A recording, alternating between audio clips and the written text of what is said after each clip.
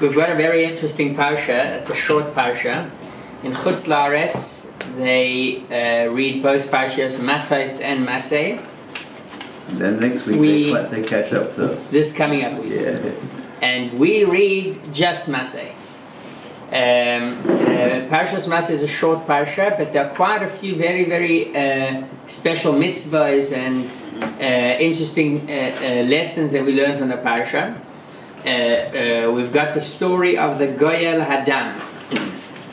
So this is an interesting story where if someone kills someone by mistake, right? He had no meaning to kill him, but nevertheless he killed that person. So there's a concept where the relatives of this individual that died are allowed to kill him and take vengeance. So he goes to. So what does he do? What is his solution? You know, they'll chase him. He's got no chance. Sanctuary. Exactly. There are certain cities City Refuge. Exactly, where they are basically. First of all, the people that live there, a lot of them are Leviim and Kohanim. A lot of these cities, and not only Leviim and Kohanim, but also people that by mistake killed, they are protected in those areas. And that happens until the death of the Kohen Gadol. If the Kohen Gadol dies, so what happens is, that's it. They are free to walk wherever they want, and no one can touch them, not even the relatives. They cannot kill them. And this is the reason to this is because why is it connected to the Kohen Gadol? Because the Kohen Gadol, he's basically in a certain way responsible for the morality of Am Yisrael, and it's not only the morality, because this is someone that he did it by mistake, but nevertheless he has the responsibility to make sure that Am Yisrael are very much focused on what they do, focused on the connection to Hashem. So they shouldn't do things like that by mistake, right? It shouldn't happen. No one. But if it's totally unintentional, it doesn't seem moral. Right. So it's a good question. We learn from the laws of Pesach, not from the laws of Pesach, but the Arizal gives us a great segula to prevent ourselves from sinning the entire year. And the Arizal says, you know what is a segula for this? In order that a person shouldn't sin the entire year, if he is very careful about the chametz on Pesach, and if he is careful b'mashu, even the smallest amount of chametz, if the person stays away from that during the 7 days of Pesach, he will not sin the entire year. What is this idea of the Arizal? What is this interesting promise that the Arizal gives us? So the way that the Rebbe explains it and the way that Hasidus explains it, it's not a magical trick that we are doing here. Where we say, you know what, if you keep Pesach for 7 days, we'll take away your free choice. No, a person always has a free choice. But what this shows is a matter of seriousness, right? This person here is very much focused on the mitzvahs of Hashem, and he stays away even from the smallest amount of chametz. In that case, if the person stays away from that small amount, so we can guarantee that sins that he won't sin by mistake. That is what the Arizal is coming to point out. The Arizal is not talking about people that want to do Averos intentionally. That's something that you cannot prevent because everyone has free choice. There's no guarantee. There is no segula not to sin the entire year. There is a segula about being focused and being aware and being prepared, and through that preventing ourselves from sinning unintentionally. Right? And this is in any other profession. Can I ask you a question? I'm going to go back before you started this. Yeah. What's to prevent the people that killed unintentionally from praying that the Kohen Gadol dies early? What is the connection? No. They could pray for him to die early, right? And that's what they do. I read somewhere in the Midrash that the mother of the Kohen Gadol would go to these people and bring them food. So they feel very comfortable over there. Right. Exactly. So they feel like they're in a 5-star hotel, Right. and then they don't pray for the Kohen Gadol to die. 100%, yeah. But it says that the unintentional killer, yes, if he leaves the sanctuary city, even to save a life, he could be killed by the family. yes. So what is the thinking on that? Because that that would be condemning, theoretically, an innocent person who could have been saved from dying. So that's another. It's a general question to speaking about the way that Hashem decided to do certain mitzvot, certain laws, where we're not in charge of everything. We can't take the responsibility over every single thing happening in the world. We've got our mission. And therefore, his mission at that time is to stay in that city. And he's got to be worried about his life. What happens with other individuals and the fact that he could save them, it's not under his responsibility. That's part of Hashem's plan. But see someone drowning, perhaps. Right. So again, there's always the majority, which is the regular case. If he wants to go, he'll be able to go and save the life. It's not like he can't leave.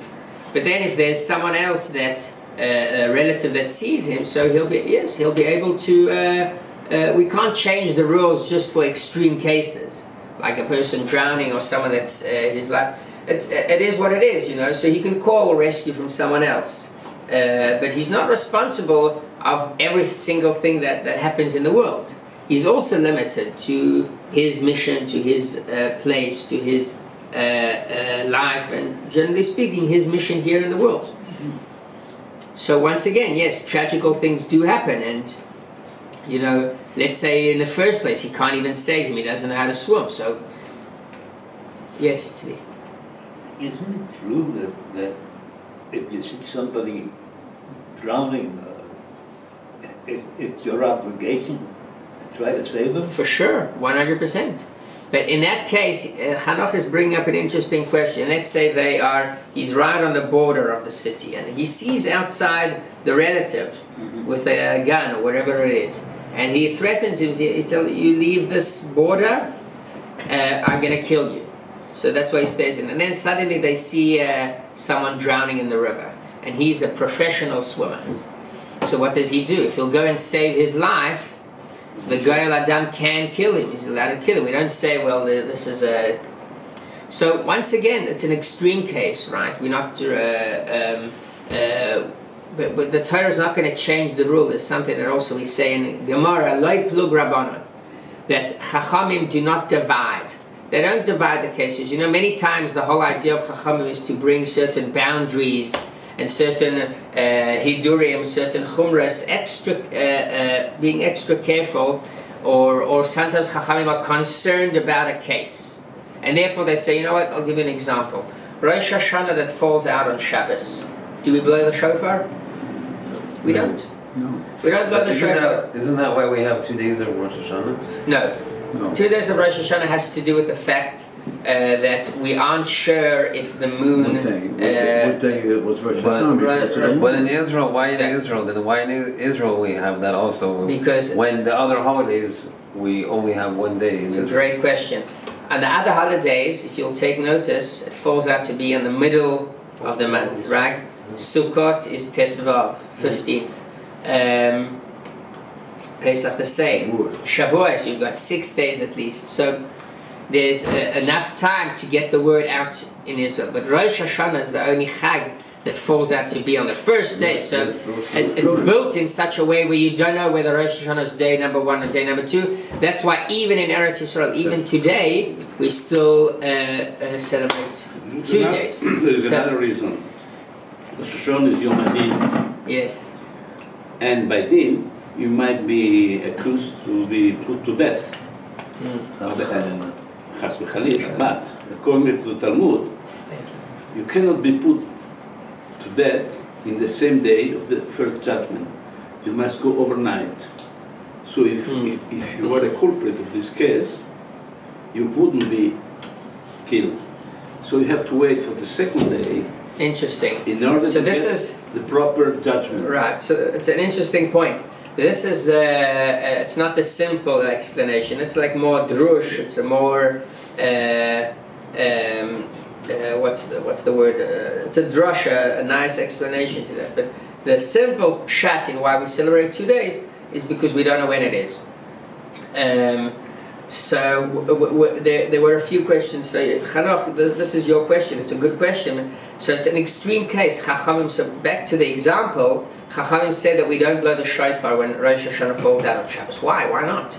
So what the Chachamim were concerned about an individual that doesn't know the laws of the shofar, and he might go and ask the rabbi on Shabbos how to blow the shofar, and he might hold the shofar and walk in and take out from a private area into a public area, and that's called haitzah. That's one of the things that we aren't allowed to do on Shabbos. Or he might take it 4 amos in Rosh Hashanah, which is also another issur. So because of these cases, now we're talking about a rare case, right? This is only one individual, but nevertheless, we don't say, in the Beis Hamikdash it was different. But let's say in the great in Beis Chabad Rechavia, right? It could be a great shul, a shul of Talmidei Chachamim, big rabbis, right? In that case, we still say that you're not allowed to blow the shofar on Shabbos. This is a rabbi, and Chief Rabbi Lau, he's the rabbi that's davening there, and he's going to be blowing the shofar, and there won't be any shilas and any concerns about the shofar. Why can't they blow the shofar? When Chachamim make a gzeira, when Chachamim come up with a certain restriction, a certain decision, they do not separate between this case, that case, and that case. And that's why, much more so when it comes to the Torah laws and ideas that the Torah brings out, in these cases, what happens is that there's no separation between cases. And that's why, right, that it's an extreme case, and very unfortunate. But the Torah says that outside of these cities, you are allowed to kill. So that's it, he will be able to kill. And about the sense of guilt and of shame that he might feel for this individual. So we've got to know that we're not responsible for everything that happens around us. We cannot be. But even the idea of an unintentional murder, I mean, a drunk person throws himself in front of a car. Right. So what is the question that is not his responsibility? It's totally unintentional. Okay. So this is where we bring the Kohen Gadol into the picture. It's a very good question. Like where can we charge ourselves for things that we do, by mistake? Even by the way, there are certain levels in shoygeg. What exactly means shoygeg, which is by mistake? Not every case is considered to be shoygeg. There's shoygeg that's closer to mazin, like a person playing with a knife, right? Throwing an axe. There are certain places, I think it's in America, right, that people throw axes and it's like some kind of sport or something like that. So that case, it's already closer to mazin. You've got to be aware. And there are cases where a person doesn't even know that he did something wrong, that it's in the words of the halacha, it's called misasek, right? A person on Shabbos, for example, it's very clear there what is considered shoygeg, a mistake. Or it's not a person that just moves, he walks by the wall and by mistake his hand touches the light and it turns off. That's not a case of shoygeg. Shoygeg is someone doing something with awareness, but he wasn't aware that today is Shabbos. He wasn't aware that this is something that's not allowed to be done. So we've got to we talk about specific cases when it comes to shoygeg. So in certain cases, but let's talk again about the idea why a person is responsible and could be accountable for doing things such as killing by mistake. And this is why we spoke a bit about Pesach. Because let's say take a good lawyer. What makes a lawyer into a good lawyer? What makes a doctor into a good doctor? Ain't no good lawyer. There's no good lawyer. Right. It reminds me of the joke about the lawyer that was going in an elevator, and so someone approached him. Someone told him, "Tell me, how do you price? How do you charge? According to what?" So he says, "I take $100 for 2 questions. Now, what is your second question?" So that's the lawyers, yeah. So. But here I asked once how many people are killed in traffic. Yeah. Traffic accidents. Unfortunately. And they told me like a number of 400 people. That means that's a big number. So in modern case, this concept of the Goel Adam, a lot of people have to go to this Ira Miklat because they get killed with a car with detention. Right. So once again, we've got to find that that the cases are specifically. But they didn't have cars back then when you. No, but Torah. Now we don't go. We have apply all these rules in modern Camels times. and horses. I think I'll tell you the example that Rashi brings for the case of a Hayreg B'Shgaga, the exact case. But first, once again, we've got to find the exact case that we're speaking about, whether it falls under the exact title of Shoigeg.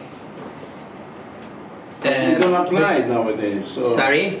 We don't apply it. It doesn't apply in the practical part of it, right? Not nowadays. No. Right. So. And more than 400. More people were killed by car accidents than that were killed in all the wars here in Israel. Right. Yeah. It's terrible. Got to drive carefully.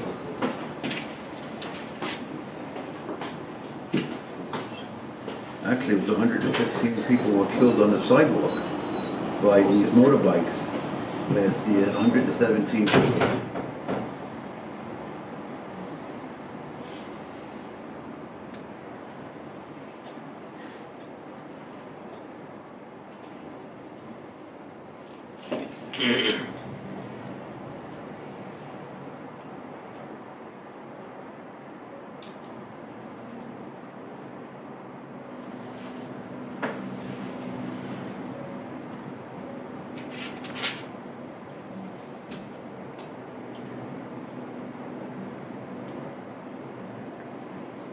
Yeah, so Rashi here doesn't bring the case, but there's another place where we speak about Goel Hadam. If I'm not mistaken, this is where the Torah tells us to put aside certain cities specifically for that. And Rashi gives an example. But here, once again, so when we're talking about various cases. Could be a person like that played with an axe. Could be a person that just randomly, he was driving and it's not his fault at all. But this is the point. And this is why it's connected to the Kohen Gadol. Why is it connected to the Kohen Gadol? What wrong did the Kohen Gadol do that there's someone that by mistake killed? It's not even the fault of the killer. It's not especially not the fault of the Kohen Gadol. So why is it dependent on him that we say, you know what, when he dies, so they can go free? In a certain sense, we are blaming the Kohen Gadol. So Rashi explains to us, and Rashi says that a Kohen Gadol should daven that such a thing never happens in his life. And this is what we see the importance of a Jewish leader, especially when we talk about the Kohen Gadol, that in a certain way he is responsible for even things that happen by mistake. And back to what makes a doctor a good doctor, or what makes an accountant a good accountant, is that he is very focused on his job, on his project, on whatever he does. And that prevents mistakes, right? If an accountant won't notice certain details, so yes, he might make a wrong calculation. And then you can, and then he can't say, well, it happened by mistake. It's not an excuse. A doctor can't say, by mistake, this and this happened. His whole purpose is being focused on doing his profession the best. And that's why, again, let's talk about the Sgula that the Arizal brings, right? What does the Arizal tell us? That if you want to stay away from sins the entire year, you must be very careful about Pesach. Pesach, we know we all go crazy when it comes to Pesach. We do cleaning, in places where we wouldn't imagine there's chametz. There's just dust, but we still clean over there. And some people already start a month or 2 months before, and you can't bring in chametz to the rooms. Some people, the entire year, you're not allowed to bring chametz into certain places in the house. So this holiday, the laws of Pesach, they resemble the focus that we put on observing Hashem's rules. And if someone's focused over there, he'll be focused the entire year, and he won't sin. Again, we aren't talking about mazid. We aren't talking about a person that wants to sin on purpose, because he has free choice. He can do that. But a person that's afraid of doing things by mistake, so we say, you know what? It's a mistake. It could happen, right? It could happen. But if you're focused, mistakes don't happen. Usually, right? There were Kohen Gadol over their whole leadership. No one died accidentally. Exactly. That's because of the fact that they were very careful, and they davened for their Am Yisrael, and they were going there for years and years. And no one died. Right. And the mission of the Kohen Gadol is, once again, he lights the candles that spread light to all of Yerushalayim. And the idea and the fact that Am Yisrael all gathers there to see the miracles in Beis Mikdash and to bring the offerings, this is all a process where we show a direct link between the two. So that's why the mothers did what they did, because they realized if they died, something was not quite right with the Kohen Gadol. Don't people die naturally? Naturally, yes. Naturally, people do die. And that's something it's not his fault at all, because as we're learning now in the JLI course, is that people that die naturally, also not unnaturally, but it means that their mission has come to an end. And that's the most common way. Okay, Hashem decided that this person's mission came to an end, and it's time for his neshama to move on to a second dimension, which is Olam Haba. So what does the Kohen Gadol have to do with that? People that die naturally, that's fine. He's that's part of the circle of life. He's good. He's got to make sure that mistakes don't happen, because that's like the gray area where we say it's not on purpose. The Kohen Gadol cannot prevent things like that. Why? Most of them used to die within a year or so. So that's a different story. Those Kohanim Gedolim we're talking about, unfortunately, there's a certain time in the Jewish history where they used to sell the tafkid of the Kohen Gadol, and people that weren't even Kohanim used to go for it. They used to pay the Romans, and the Romans said, okay, you want to wear the garment, the special clothings that the Kohen Gadol has, and you want to enter Kodesh HaKodashim, fine. But they used to die there because they weren't righteous enough. Right. We, of course, talking about the great Kohanim. Tie a rope around. And that's why they used to tie a rope, right? Because they knew that it's... Okay, so that is the story of the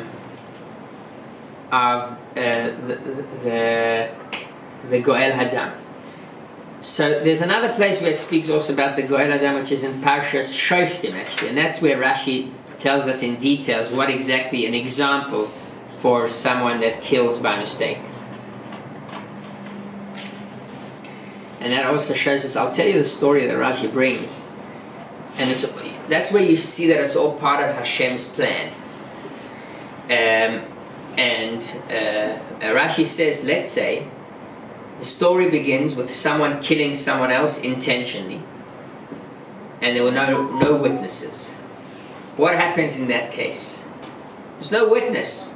No one saw him killing him. And when it comes to the laws of Beis Din have to be 100% accurate about the judgment. There was a witness. They've got we're talking about Hashem. Yeah, you're right, but Beis Din can't rely on that. It's a good point. In fact, there is a consequence. Afterwards comes the consequence. He's got killed. Exactly, that's the witness that we're speaking about. This is we'll see the general plan. But before, there's no what the Beis Din do. I'll tell you, I'll give you an example to see how extreme the Beis Din they have to know exactly what happened. Which in a case where there are two people, one person chasing the other, and one person has a sword, and they both run into a house or to a room, and no one sees what happens inside. 10 seconds afterwards, one person walks out with a sword and the other person is dead. Can you kill him for doing that? No. But it's obvious, it's clear to everyone that you ask anyone, you ask him, will say 100%, he killed him. But the other person that was dead could have tried to kill him first, and then after he failed, he took the sword away from him. Then how did he die? It's a case where it's very hard to self-defense, yeah. So self-defense, that's it. The Torah doesn't allow. You can't see. You can't kill someone. Yeah. You can take the sword away, but you can't kill him because of. It's a discussion. But not so simple that it applies in any case with I thought if you know someone's going to kill you, you go kill them first. That's what you're allowed. You're allowed to do that, but again, you've got to have a witness to it. We've got to look into those laws exactly when it applies. If it's also by in any case. So what do you do in such a case where you don't know no witness? So there's nothing to do. In certain cases, sometimes they can put on him certain restrictions, but sometimes no one even knows, right? There was no one that saw. So kill them both. Kill them both. So Beinish said that there's a witness up top. The witness up top, he's got a plan. So he says they both come. This person that killed comes into a pundak, which is like a motel, and he's sitting there. And there's a person climbing up the ladder, and when he climbs up the ladder, by mistake the ladder falls down, and he falls onto the murderer downstairs, and it kills the murderer. Now this is a classic example of a mistake. He didn't do it intentionally.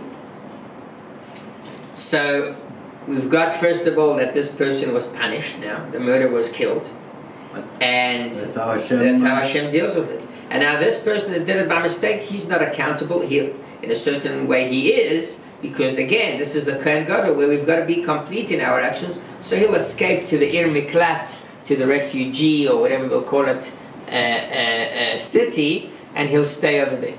That's what Rashi speaks about in Parasha Masei. Is it work like a city like that too? Because you see where there's a death out in the woods. And yeah. So they find it, so they go to the nearest city, and they're confronted. Sounds like there's Egla Rufa, right. That's a case where, they find a body in between two cities.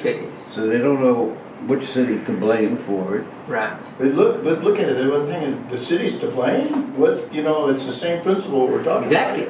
The whole city, because who do they summon? Right. Who do they call there to come and who do they confront? Ziknei Ha'ir.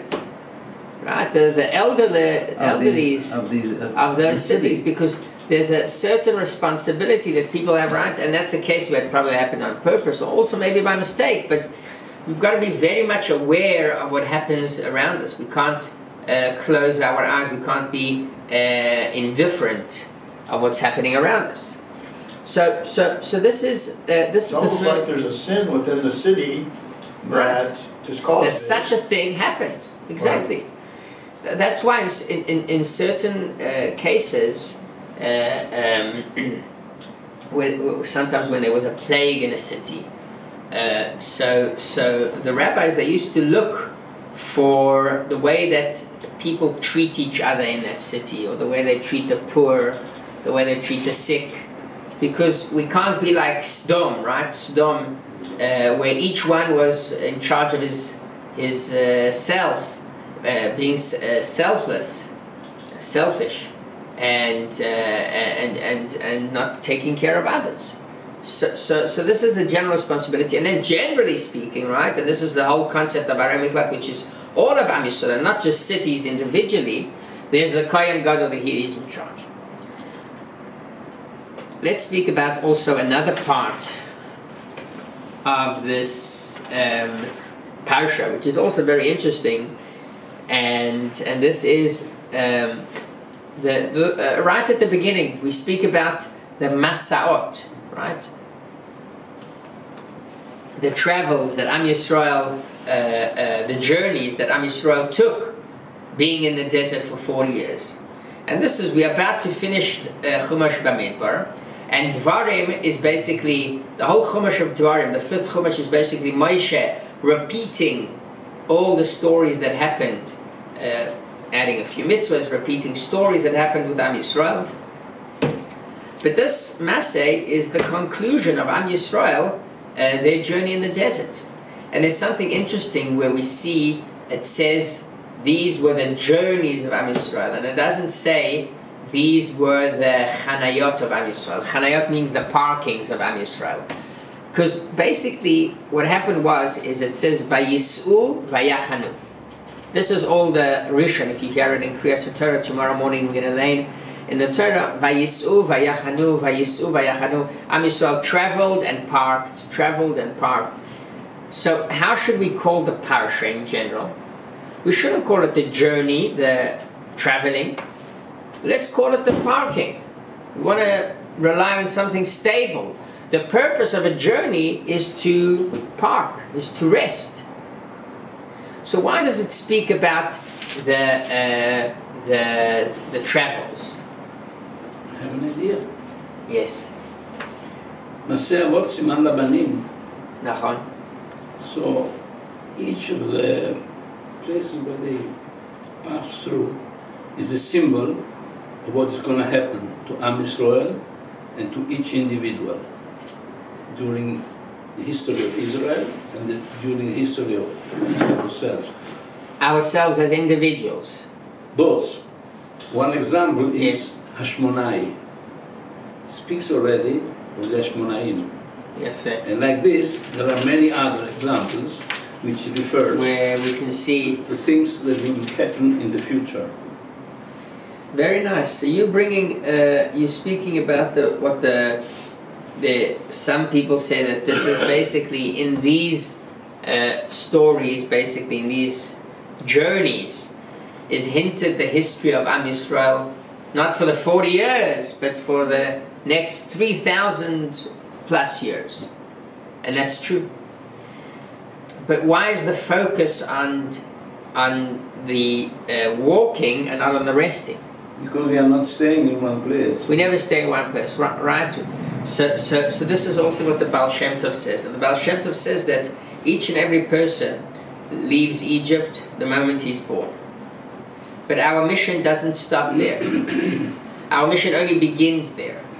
And we have these 40 journeys, 40 masaot, where we go from one place to the other, and this is a step in each individual's life. And as every single one of us can say that there are certain moving points in life where you leave Egypt, you leave one place where you were, and you're disconnected. It's like making aliyah in the story of the Gemara. There's a few Amoraim that made aliyah. Whenever they made aliyah to Eretz Yisrael, it was a big difference between the situation before and after. Fasts, for example, there was one rabbi that before he made aliyah, he fasted many fasts. And not only that, he wanted to forget all the Torah that he learned in Babylon. Why? Why did you forget the Torah? The idea of a journey, when someone moves from one situation to another situation, he is disconnected from his previous situation in life. Even though we're not saying that it was a bad experience. We're not saying that this is something, marriage is a good example, right? where a person gets married, he leaves a certain situation in life and he enters a totally different. We're not saying that it's bad, but it's two different things, separate things that aren't connected to each other. And this is the whole idea of a journey. This is the whole idea of Am Yisrael. When they moved from one place to another, it was all in purpose of entering the land of Israel. But for that, to enter the promised land, we've got to truly leave our, things from the past. We've got to leave them behind. We leave them behind, and then we have the power to actually enter a new stage. There's a forgiveness of sin too when you move. So that's it. Chatan. So in certain places, when it's actually, why? Because they say this is a new individual, this is a new person. So it's not the same person from the previous. It was created a new. Exactly. And that's the whole thing. It says, Lamant is. So that it says Lamant is correct. Yom Tzetcha Meretz Mitzrayim. It refers to Exodus as one day, leaving Egypt one day at Yom. That right? Yom is just one day, and then it says Ki Yemei Tzetcha Meretz Mitzrayim, like the days that you left Egypt, many days. It was just one day. The moment you crossed the border, you're out of Egypt. It was 10 minutes, an hour, a few hours, not more than one day. So is it one day or many? And here we see that it's many days. Maybe technically leaving Egypt was one day, but it's not about the technical Egypt. Mitzrayim comes from the word Meitzarim. Meitzarim are strains, right? They are Meitzarei Tiran in the Red Sea. There are the Tiran strains. But it's a very strategic point, because anyone that wants to come from the Indian Ocean, 67. And in 67 that was one of the causes that started the war. So basically, this is what we see in our Parasha, where Am Yisrael moved from one place to the other, and each and every journey is significant. Sorry? I can link this to Arei Miklat. Arei Miklat, how? Two ways. Arei Miklat, there were 42 cities. 42 are the numbers of the Masao. 42, right. Like Shema Israel, but this is another point. And as you said 2 minutes ago, you are a new person. You become a new person after Yetzias Mitzrayim. And after each Masa'ah, you become a new person. And you say that also in Ir Miklat. You go in Ir Miklat, and you did kill somebody inadvertently, staying there, you become another person. A new person. Yefemo, very interesting. Yeshar Koach. No, this is Rabbi Sprecher. That's what Rabbi Sprecher says? Yeah, it reminds me, was it Pesach, the second day? So was it Pesach? Why do we have the second day, the second days, and the other ones we don't? Like that. So the first one's to get out of Mitzrayim, the second one's to get Mitzrayim out of bust. Femod, very nice, yeah. And that's an ongoing process where sometimes, right. That's the key point basically of leaving Egypt, is truly getting Mitzrayim out of us, because truth is that that's very hard. Mitzrayim travels with us every point at life. Even if we leave one boundary, we enter a new boundary. Our life is part of the DNA, is that there are boundaries, limitations. We've all gone through that. We've come from other countries. For sure. Yes. All the same process. We're doing the same thing. Right. But we're different. We're unique. And different. Special. Together. Short times, you know. Not for nothing. Okay. Beseder, Yeshar Koach.